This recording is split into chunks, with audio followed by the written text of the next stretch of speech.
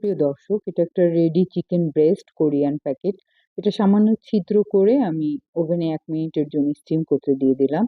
আর একটা কড়াইতে আমি ৭০% স্টিম করে নিলাম আমাদের বাংলাদেশী একটা নুডলসের প্যাকেট।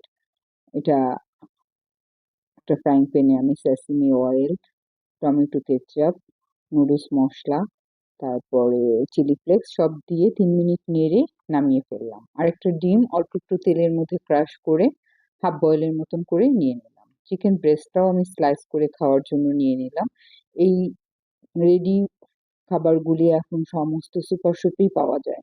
আর সাথে নিব ১ বাটি ফ্রুট সালাদ, টক দই দিয়ে মাখানো, যেটা টমেটো, শসা থাকবে এবং ফলও থাকবে।